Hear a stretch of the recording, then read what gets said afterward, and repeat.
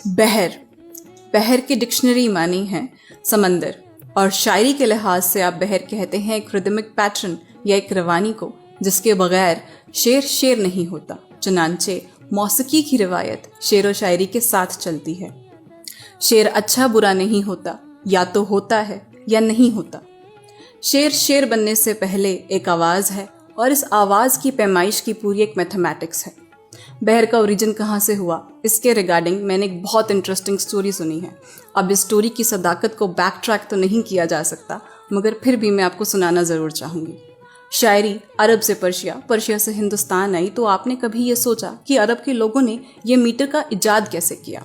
लंबे तवील सफ़र और ऊँट की वजह से।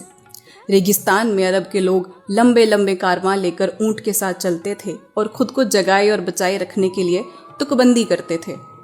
ऊँट इस तुकबंदी के साथ कदम ताल करता था, यानी ऊँट को भी मौसीकी की समझ थी।